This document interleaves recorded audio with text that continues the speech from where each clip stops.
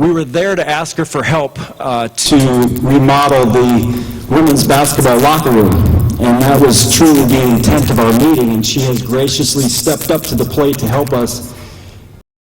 I was talking with her, I became particularly intrigued with her personality, her charisma, her attitude, her perspective on life. And I asked her a lot of questions during that 4.5-hour meeting about what it was like to be the head women's basketball coach here at the University of Nebraska, Kearney. And as I listened to her speak, and quite frankly, I have no idea what she said, all I remember is that she possessed some specific skills that were really interesting to me. She had tremendous drive and passion, unfailing love for her players. She had a competitive spirit that never ever quit, and she knew how to win the right way. Well, fast forward here to March, and obviously we had a coaching change, and throughout the process, I was in search of somebody that had tremendous drive and passion, that had an unfailing love for our players, that had a competitive spirit that would never quit, and knew how to win the right way, the Loper way. The Loper Standard way. Well, we had 130 applicants for this position. Some extremely qualified individuals that expressed interest in moving to the University of Nebraska, Kearney to be our head women's basketball coach. I interviewed 7 people, 3 Division I assistants, 2 Division III head coaches, 1 junior college coach, and Carrie Hofstetter. Kerry and I met for the first time in Sozo's restaurant and had an incredible opportunity to share our perspectives and talk specifically about what our visions were, and her vision at Hastings College and my vision here at the University of Nebraska, Kearney. During that session that we had, it struck me that her professionalism really showed her drive and her passion. Her heart showed her love for her players, and her roots with her mother and father and her siblings, and her loyalty to Hastings and Fort Hays showed that she has a competitive spirit that knows how to win and win the right way. Carrie Hofstetter is a native of Edgar, Nebraska. She graduated from Sandy Creek High School and Hastings College. She was an assistant basketball coach at Hastings and our MIAA rival Fort Hays State University before taking the reins as head coach of Hastings College. Carrie Hofstetter's track record jumps off the page. Let me give you a few examples. In high school, her team won 95 straight games. She never lost a high school game. In college, as a player, she had 4 national tournament appearances and won the NAIA national championships in 2002 and in 2003.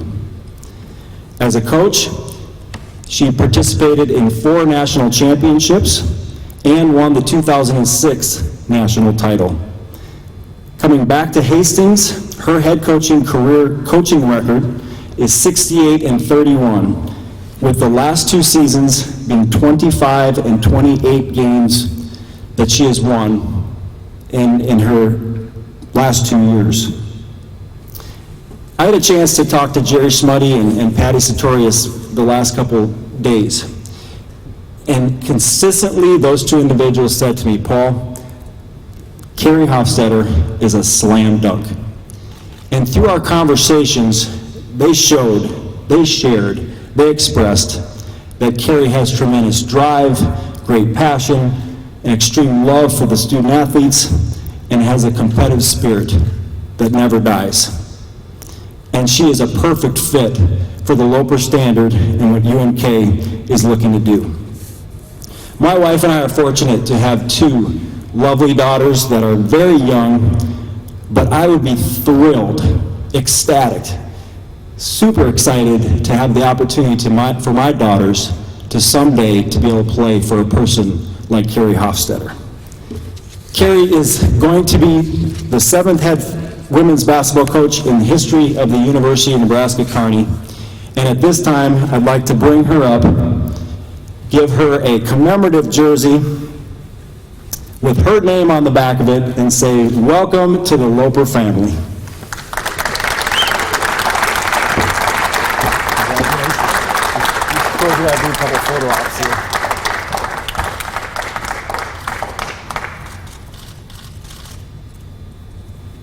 You okay, Corby? Closer? I'll take this down. Congratulations. A little taller than me, Paul. Good morning. Thanks, everyone, for obviously coming. I'm thrilled. I'm thrilled to be here. I'm thrilled to have this opportunity to be a part of the UNK family. I couldn't be happier for this opportunity. Kearney is a place that I've always very much respected. As Paul alluded to, Amy Stevens was here as the coach when I was a player in high school and a player in college, and I had a great amount of respect for the program here and for what Amy Stevens built here. And so I'm looking forward to getting started, and I'm excited about what Paul has done already here in his time, and for what the Chancellor's doing here, and for all of the support of the community and the UNK campus in general. So I couldn't be happier, and Paul, thank you for this opportunity. Thank you for the process that you allowed me to go through in making sure that this was a great fit for both UNK and for me. And having met the coaching staff and the UNK family this morning, I am more excited than I was even yesterday about this opportunity.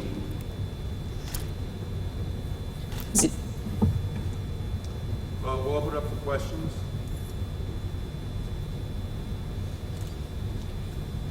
What about the way you coached and what you try to do at Hastings will transfer the best or translate the best into the MIAA? You'll coach both? Yeah, having been already in the MIAA and kind of seeing and experiencing what level you need to be able to compete at, and just the type of game you're going to try to play compared, will there be any change because it's the MIAA from what you did at Hastings? Not particularly. Our brand of basketball is always going to be very defensive-minded, very much centered around a toughness and a competitiveness. Obviously, some of the schemes have to be a little bit different. The run and jump stuff that may be associated with me and Hastings College is a little bit more challenging in the MIAA, as we experienced the first time we went there. And so maybe some of the details of the game, specific strategy, but overall, our brand of basketball is still going to remain the same. Morning, Kerry. Morning. A lot of people might have been a little bit kind of surprised just with your affiliation with the Hastings College, and they might have thought that was a place that you'd like to stay for a while. Why now UNK, and is it something you wanted to make a jump up in your career? Is that maybe why you made the move now? Hastings College is a great place, and obviously the situation that we had there, and the success, the recent success was a great experience, and Hastings College will always have a very special place in my heart as an alum and as an employee there for a couple of stints.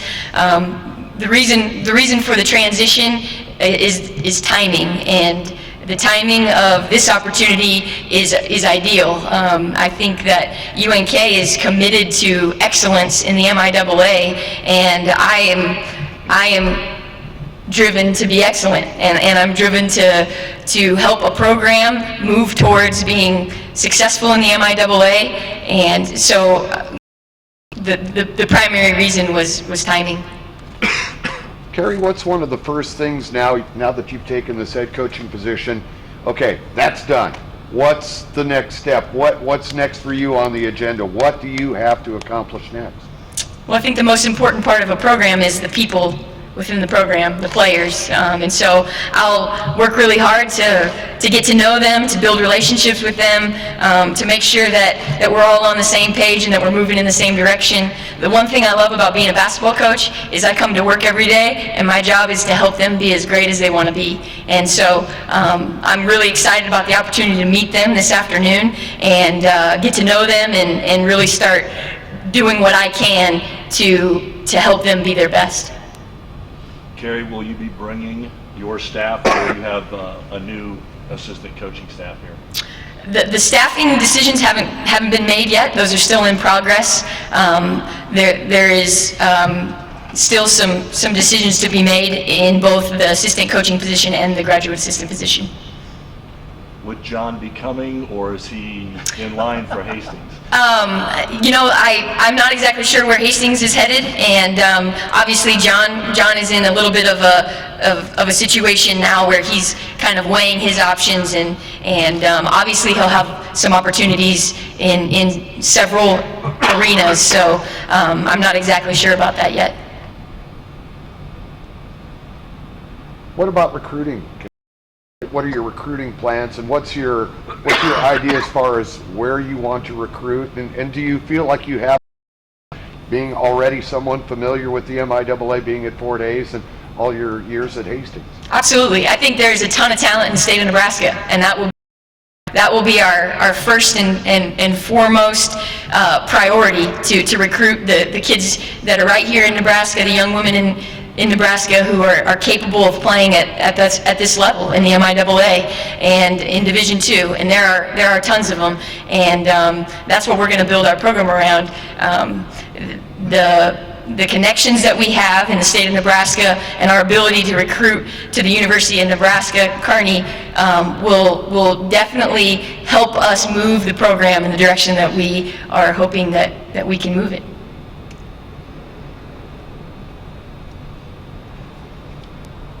Any more? What did you have at Sozo that night? I had some water, I believe. I don't even think we ate. It was such a conversation that we didn't even eat. Kerry, what do you know about the team? What do you know about what you're going to be seeing from what's left of the UNK players, the kids coming back and so forth? Sure. I've watched some film, obviously, and I'm familiar with some of the players. Obviously, they're just down the road. So Mackenzie Brown is a player that I actually recruited very, very hard out of high school. In fact, I believe if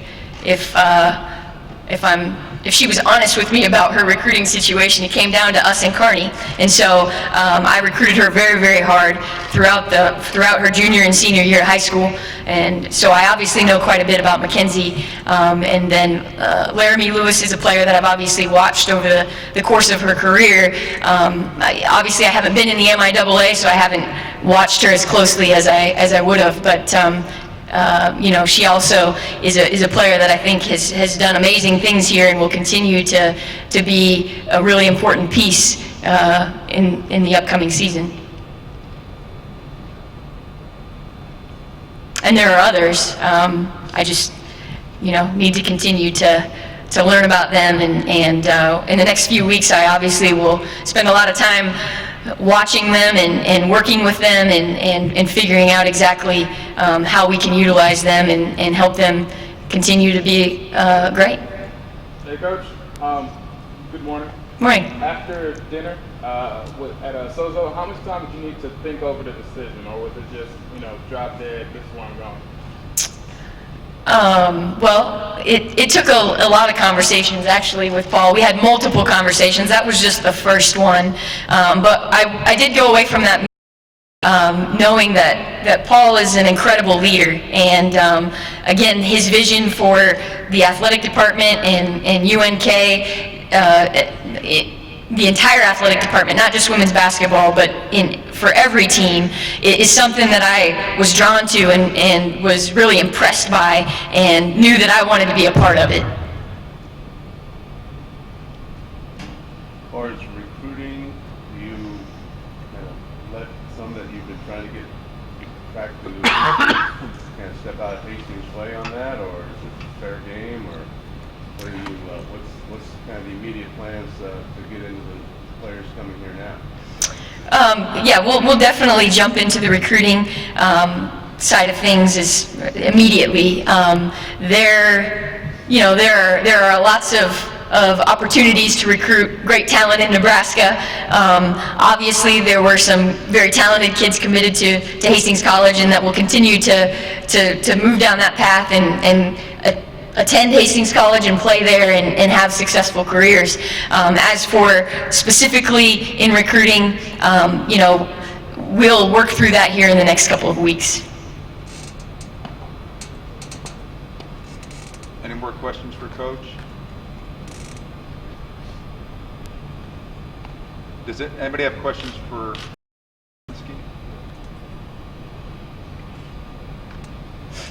Just with the success that Hastings has had in her time as head coach, and especially Elite Eight 2 years ago, Final Four this past year, did it feel like her stock in this time was just about as high as it could be right now? And how much appeal did that have in making the decision? Well, when I came here 18 months ago and started to work with our coaches and staff on formulating a plan for what we think will allow us to be successful in the MIAA, I knew that we needed winners to be able to execute the plan. And it became pretty clear after doing some research on Kerry and meeting with her what makes her extremely successful, not only as a coach, but also as an individual and a person who's had an extraordinarily successful career as a player and as an assistant coach, and then moving on to a head coach role. And as I shared before, her drive, her passion, her competitive spirit, her love for the players, and her understanding of what it takes to win and do it the right way jumped off the page. I mean, it was so clear when I met with her the first time that she was the perfect fit for UNK. My prayer during that time was that we could be patient and work through it, and that I would give her all the information that she needed so that she could make the best decision for her and her future. And we know that this is an extremely competitive conference. The MIAA has literally 2 other females that are women's basketball. All the rest are males, and there's a drive that exists in me to want to bring women's basketball at UNK to the top of the MIAA, and we found the person that has the capability of doing that, and she will show the skills and abilities that she has, because she builds extraordinarily great relationships with her student athletes. She has an understanding of the game. She has great integrity. And we are just thrilled to be able to have her a part of what we're building here, which is really pretty something special. When we talked after you made the change, you said that 3 of the 4 recruits that signed wanted to wait and see who the new coach would be. Where's that status at now? Well, we're binded by NCAA rules to honor the national letters of intent that those 4 individuals have signed. Also shared with them that they can get out of the scholarship if they choose to do so, but we have it on Kerry's schedule tomorrow to call those individuals and strike up a relationship and try to determine if it's in their best interest to be here or not. But there has been nothing done at this point. We just wanted to let Kerry go through the process with her team at Hastings, come here and enjoy the day of the press conference, and then tomorrow she'll be able to get down to business and formulating the team that she thinks she'll need, and then reciprocate it through the relationships with the athletes and what they think they need in a head coach and in a specific sport program. Financially, when you made the change with the football program, there was a little bit more in the contract for the coach, a little bit more for the scholarship. How about for women's basketball? Is there any significant change? Well, as we've put ourselves in a position strategically, and as Coach Cheney shared it with me when we decided mutually that we were going to go in different directions, the administrative staff sat down and said, what type of what type of program do we want to create here? Do we want to have a program that's funded at 70%, or do we want to have a program that's going to compete and be successful in this conference? And with the great partnership that we have with Chancellor Christensen, we're positioning this program to be, a funded program that can compete and be as top-notch as any program in the MIAA. So we're ready to fully stand behind this program and give it what it needs to do that. Doug, it's an interesting dynamic in the MIAA because you look at the schools that are competing, and we have schools that are powerhouse football programs that put a lot of support into them, and really strong basketball programs, and both men and women. And we're blessed here because now we're positioning those three sports, but we have extraordinarily strong sports in wrestling and volleyball.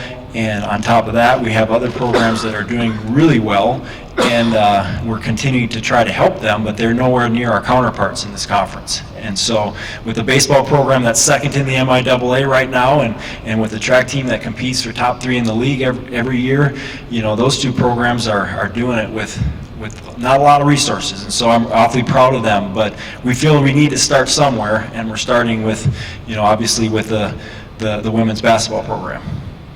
Paul, can you kind of give us a breakdown of the serious applicants that you looked at?